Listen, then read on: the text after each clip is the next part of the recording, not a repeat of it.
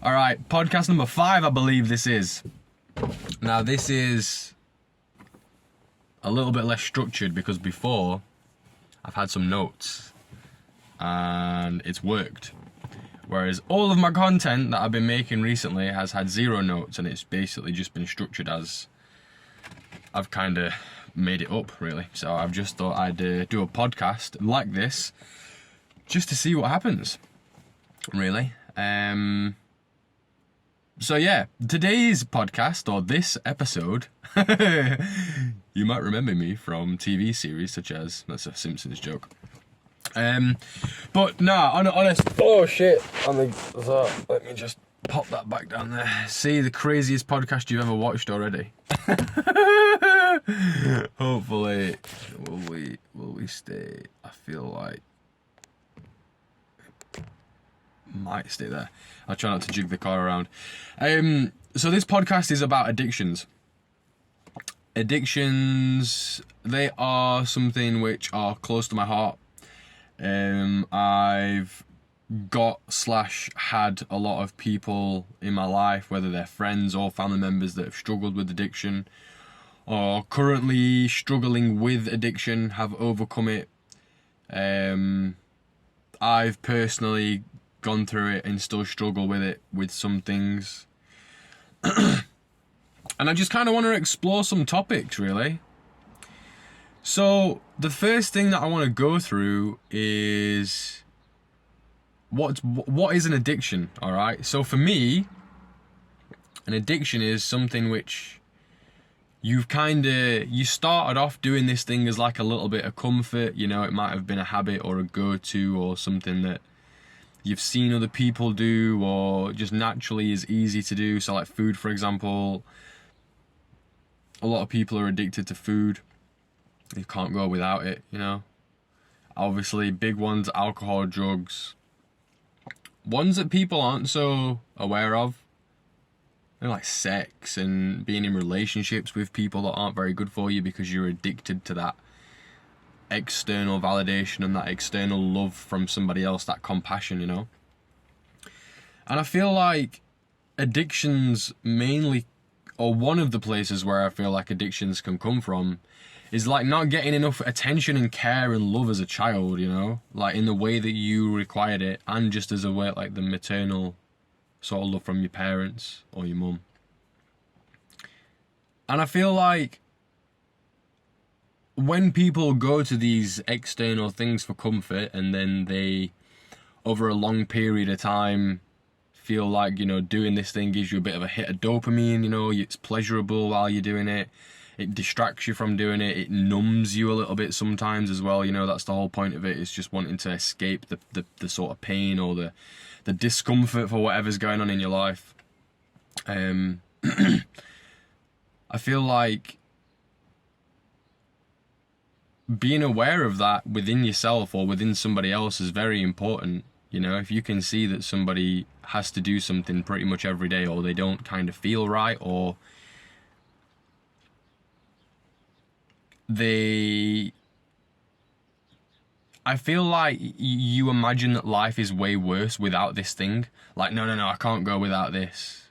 Because then reality would be below my expectations or below my standards. Or maybe it's just I need some comfort. Or, you know, you've got traumatic stuff inside of you that you don't know what to do with. So you just go to the bottle. Or, you know, go fuck somebody else this weekend. Smash a load of Charlie up your nose, you know, whatever it is, you know. And I'm not judging, by the way, you know. I've, like I say, I've had my fair share. And this is why I feel like I can talk about this, because I understand what it's like to, you know, be in a situation in life where you just genuinely don't fucking care sometimes. All you want is that thing, you know, whatever it is, you kind of think about it all day, it's sat in the back of your head. And you like plan out sometimes the easiest and the quickest way to get it after you're doing what you need to be responsible for. You know, I remember times where I would leave work and because I didn't trust the bus getting me home on time, I would just power walk home, and it was like a 45-minute hour walk in a blazing heat, and I would like frog march as well. just to get to buy my little indulgence, you know. And honestly, I feel like that comes from a like I said earlier, it's you do something which comforts you in a way, or soothes you, or distracts you, and then because it's like easy, it's like this, you know, you don't have to do any work for it. You just have to go to the shop and buy it, or, you know, ring your plug, or ring your little thing that's gonna come round.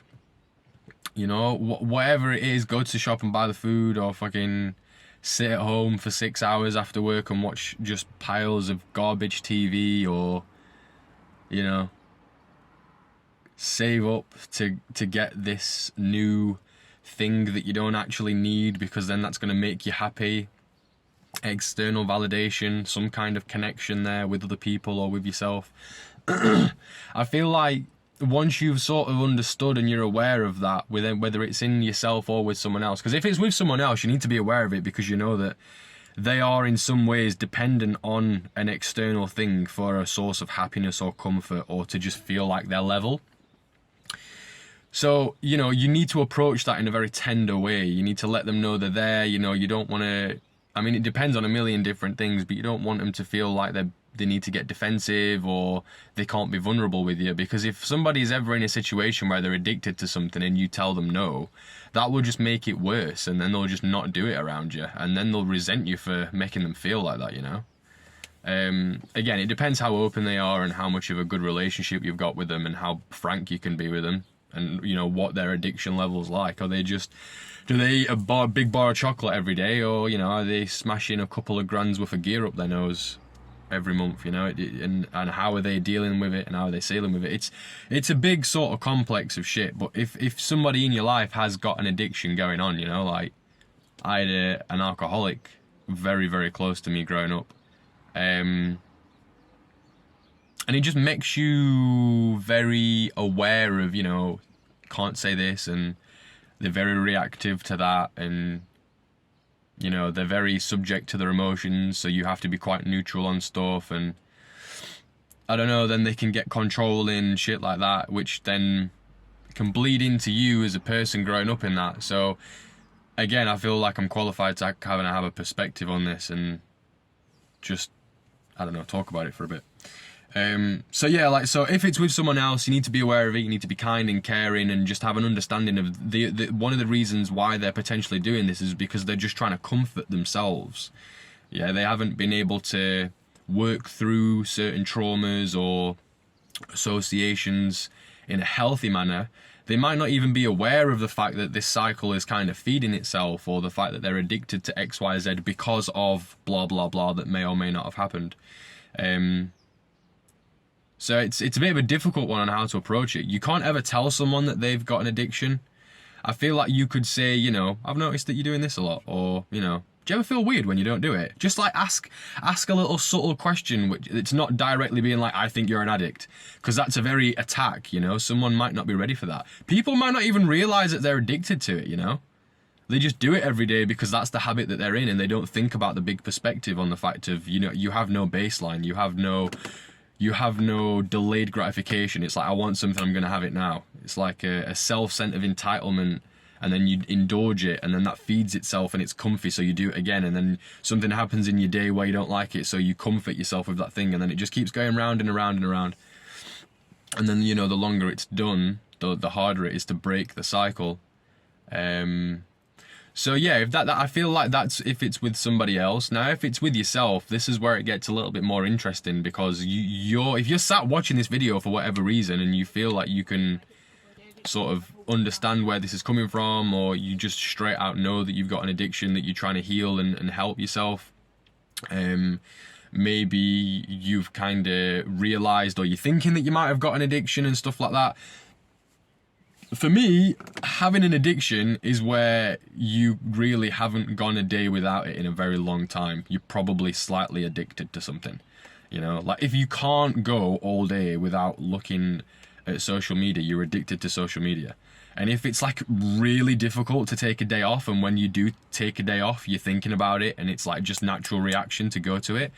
No, it might be like eating bad foods, or it might be exercise, it might be, like I said, having sex with like fucking people all the time, and all the drug side of things as well. There's so many ways you can, there's so many things and activities that you can be addicted to.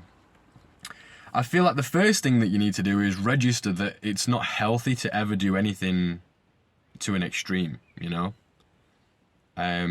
I think there are times where you can put a lot of energy into something, starting a business, or you've got a new relationship, or you've got a new job, or you're trying to, change your health in a way. You can put a lot of energy and focus into an area.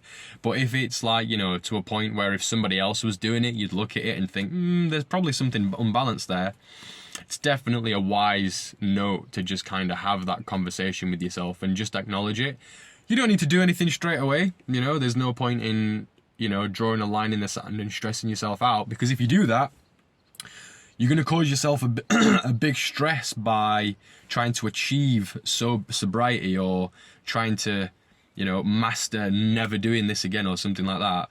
And you'll probably do it for a little bit, but then after you've done it for a while, because you're only changing the specific behavior of going to something which you use in a source of comfort, what you probably do is you'll just become addicted to something else and not realize it. Because, if you're not getting one source of comfort, if that's the thing that you're stopping, then you will look for another source of comfort. And I know that because I've done that. I've been addicted to multiple things in multiple dimensions, in terms of, I've had substance, I've had food, I've had relationship, I've had exercise, I've had like learning and sort of trying to control that aspect. And like I say, when you say, right, I'm not eating any more bad food, then you smoke all the time, and then you say, right, I'm not smoking, and then you start drinking, and you're like, right, I'm not drinking, and then you go to having sex with people, and then you just stop doing that, and then you start exercising. And then it just gets to the point where you're like, right, okay, there is something inside of me which I need to heal in order to stop myself from wanting to go and comfort. All right, that's what it boils down to. Which is where you need to start and spend a little bit of time with yourself, understand what your triggers are. Like, I get super defensive if someone says, or like, if I'm ever wrong, or like if I'm mistaken on something, I get like super defensive about it. Hence the reason why I wanted to go and get super educated and stuff, because it was like, right, well, if I can have all this information, then I won't be wrong. And that was just coming from a place of insecurity. Like, dude, it's all right to be wrong. It's okay to be corrected. It's a chance to learn, So I obviously have had a massive perspective shift in terms of all of this shit. I'm aware of the stuff that's going on inside of me, and I'm actively on a path to heal it, all right? One thing that's really important to remember with anything to do with addiction is it's not a case of you draw a line in the sand and you say, right, I am no longer addicted to anything and I no longer do anything on an extreme whatsoever. It's more of a practice and a patience within yourself to say, right, I'm healing. Not even healing, because if you're healing, that kind of has a connotation as you're broken. You are taking yourself to a better place, all right? It doesn't matter what you got wrong. It doesn't matter what happened. It doesn't matter how bad it is. All we are trying to focus on is just making a little bit of an improvement at all times. And just generally being aware that there's even a scale of like how far towards or how far away we are from kind of caving into our addictions.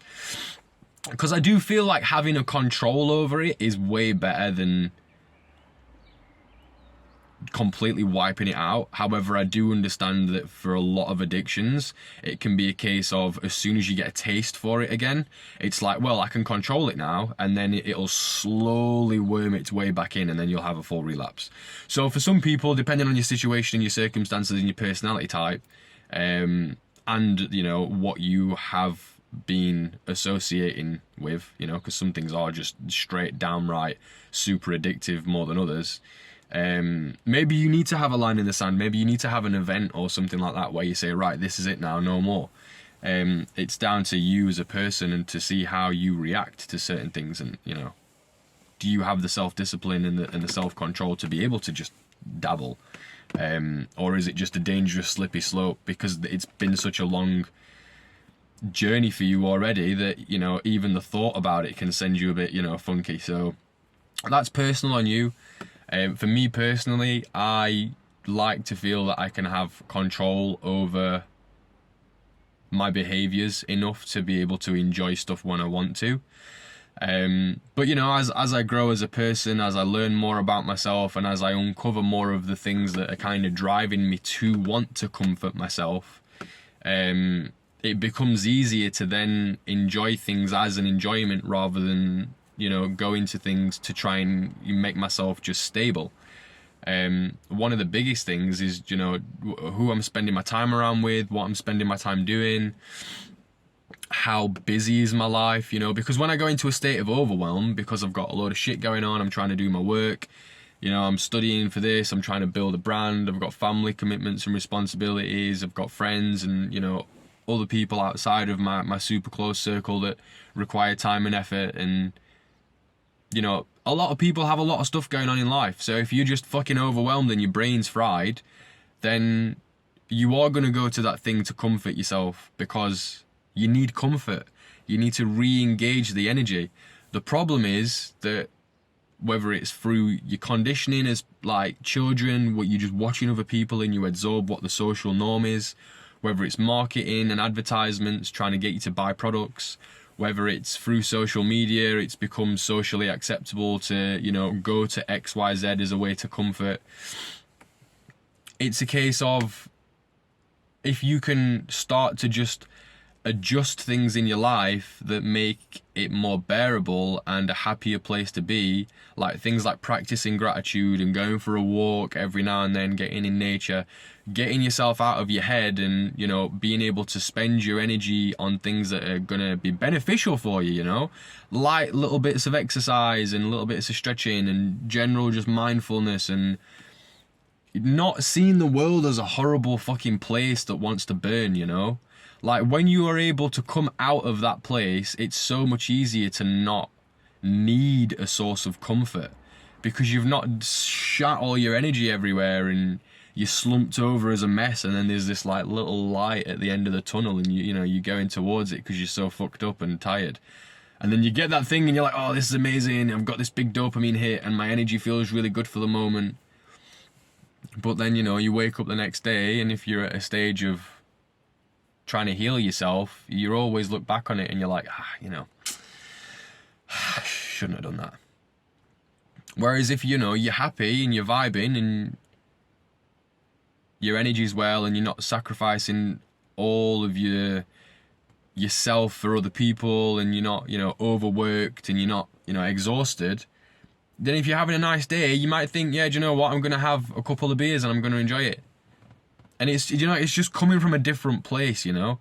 You're coming from a place of, I want this because I feel like it will let me enjoy the evening better, or I enjoy food, or, you know, I want to go out and pull, or fucking I want to go to a party or a festival this weekend and go crazy, or whatever it is. You're doing it because it sort of adds to the experience in some way, and it's experiencing life and it's having fun and all this type of stuff. Not that I'm saying, you know, doing all the substances under the sun is a good idea and it's healthy for you, but, you know where I'm going with it. You're coming from a place of adding to rather than a place of trying to just get to. And I feel like that's just a completely different place to be coming from, you know. And the secret sauce, if there is any secret sauce, is having to understand that you have things inside of you which you need to heal, you know. And I was having a conversation with someone really close to me the other day about this, and they have, you know, they've only just really started to come to understand this in their late 40s, about the fact that they've got things happen in their past, which are driving the behaviours now. The important, like, one thing I said to them, which I really felt like, you know, sort of gave them a stepping stone towards moving towards the place of healing yourself and, you know, adding things to yourself to make you a whole and all that sort of stuff, is to just start and try and think about, not even think about, just get whatever it is. There's probably something, you know, some fucked up shit that happened to you as a kid, or a memory that you've got, or an insecurity, or there's something driving an unhappiness with your job or your spouse and you feel trapped, or you've got this fucking constant voice in your head that doesn't shut up because it's just trying to work everything out and protect you, and all this type of stuff. It's just start to get it out in some way, all right? So whether it's talking to a camera, you see what I'm doing here, You know, I practice what I preach. Whether it's keeping a diary, talking out loud.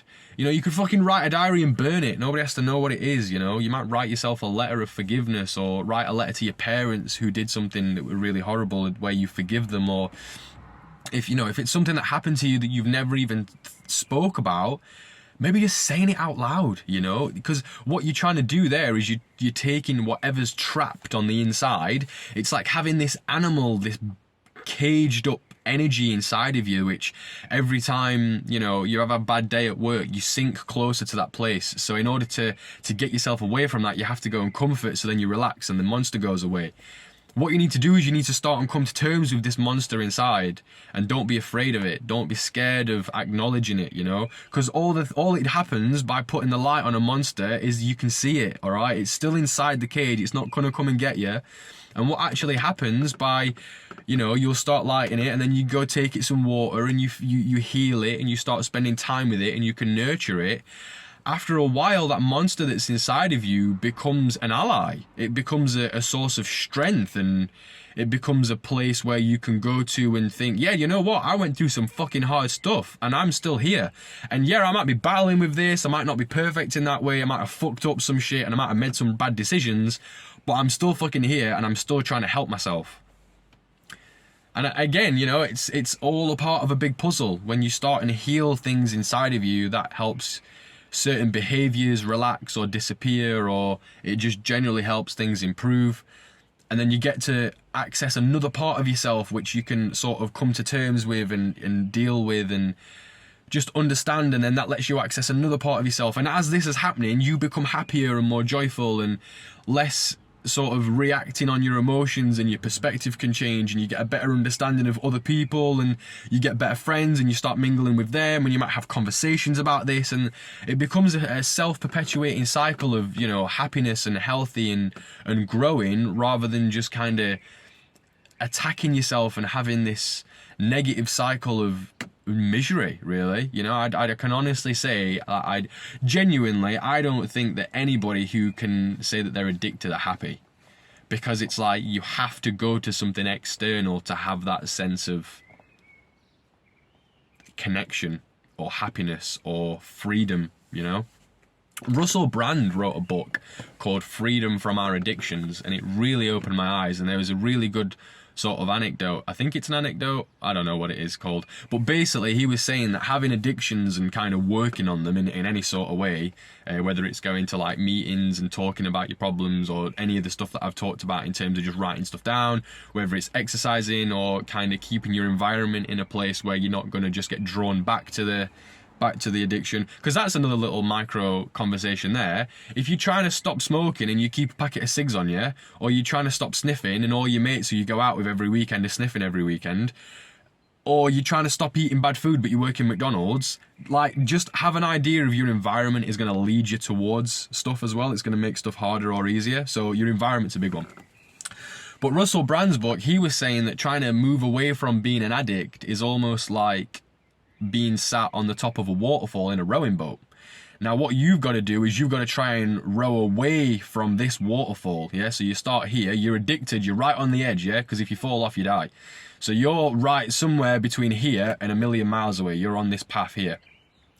So what the aim of the game is to move away. So you have to row. You have to physically do something, you know. You have to keep your environment good. You have to, you know, use affirmations or meditate or try and exercise or stretch or go on walks, go to meetings, talk to people about it, write a diary, make videos. You have to do something which is going to put your focus onto moving up, rather than you focus on just, I need this thing. And he said, you know, it's a daily practice. It's not like you have an event where you're like, right, I'm not addicted to anything. I'm never going to think about it anymore. I'm completely perfect in every way, and everything, you know, all my troubles have gone. It doesn't work like that. It's a practice, and it's an event. You have to do some movement every single day. And it might be going for a walk. It might be, you know, taking 5 minutes to breathe. It might be looking back over a letter that you wrote yourself a year ago, because now you've come so far. It might be saying, right, I'm really fucking struggling today. I need some help. I'm going to call somebody to say, look, I'm fucking struggling. I need distraction. I need something. I'm asking for help. There's millions of ways that you can get distractions, help, heal, knowledge, experience. It's just a case of you have to do it. And to get to that place where you're willing to put effort into moving away from this addiction, you first of all need to realize that addictions are problematic, all right? And not like, oh, you should be scared. Just understand that it's a good thing that you've got to a place where you want to learn and heal yourself because you want to become a better person, you know? It's scary to accept that. It's a scary thing to have that thought of, I'm not enough. I'm not the end result. I'm not where I want to be. It's very scary, but it's also very empowering, because once you get to that place of accepting it and being, you know, okay with having that judgment, having that insecurity inside, being wrong, all right, again, see how it all loops together for myself. Once you've got to a place where you're okay accepting that with yourself, things interestingly start getting better, you know? Even if it's just waking up every morning and thinking about 3 things that you can be grateful for. Like the fact that you woke up this morning, the fact that all of your friends and family woke up this morning, and you still have all of your senses, so you can experience the world and you can taste things and you can see things. Just being grateful for stuff. Because I feel like the more stuff you put into your head and you manifest within your head in terms of happiness and growth and joy and laughter and new experiences and, you know, expanding comfort zones, the more you can do that sort of stuff and have the positive experiences. I genuinely believe, from experience and learning from other people, that it leaves less room to focus on the negative. Like if you've like done loads of positive stuff during the day, you've got work done, you've seen family, rah, you've, you know, now taken up a hobby and you're learning an instrument and then you meditate before bed, you don't have any time in your day to go to the addiction, all right? That's where, for myself, because I don't know if I'm high functioning or if I've just got a very busy mind, but if I'm sat with nothing to do and I've got all my work done, I'm like, right, I want to have a smoke now. Like, I want to have a smoke. Whereas it's like, you know, 9 o'clock I do this, 10 o'clock I do that, 10:30 I meditate, 11 o'clock I get into bed. It's like, right, okay, I get into bed, I just follow my routine. And then obviously the meditating and the exercise and the mindfulness and working in the right place and being surrounded by the right people all add up to, again, not moving you to a place where you're exhausted, so you then feel like you have to go to the thing that's kind of a crutch, the thing that helps you deal with existence. You know, if you think that you can live the same life and just get rid of addictions and keep the same bullshit in your life and that's just going to be all right and it's going to work, you're wrong, all right? Trust me, your environment, internal and external, will completely change things so much, you know? If you're living with the same people, in the same job, eating the same food, thinking the same thoughts, guess what? You're going to feel the same way. You're going to go to the same thing. So, yeah, be aware of it. Find somewhere to start. Accept that either yourself or somebody else basically just needs to go on a bit of an inward journey. They've got things that they could ideally do with being better. It's a practice, not an event, so it's going to take time. You need to be patient with it. It's like a flower, you know? You don't just say, right, there's a flower there. It's like, no, you've got to get the soil right, and you've got to plant the thing, and you've got to cover it up, and then you've got to make sure it's got enough daylight and water. Like the animal inside, you know, the beast. If you want to go and say hello, break the ice, be gentle, give it a little bit of time, see how things go, develop a relationship with it. Whether you see it as just an external environment thing that you need to change so that it's a chance to move into a slightly better version of yourself or evolve into something new, whichever way that kind of sits with you, whether it's just like, I've got a problem and I need to fix it because I want to be a better person, I want to live for another 10 or 15 or 20 years, I want to have a happy relationship and I don't feel comfortable in myself committing to someone while I'm someone who doesn't do what they say, I'm reliant on XYZ, whatever it is, you know, just the fact that, you know, you're starting to open yourself up to healing and wanting to be better, that's the main thing, all right, that's the main thing. It's just baby steps from here, so I hope this has helped. If there is anything that I can answer question-wise or any specifics, please drop a comment down below, leave something in here. If you found this useful, again, just let me know. It's nice to know that things are making sense and clicking a little bit. So that's it for today, guys. Thank you ever so much for your time on watching this, and I hopefully will speak to you all super soon. Peace.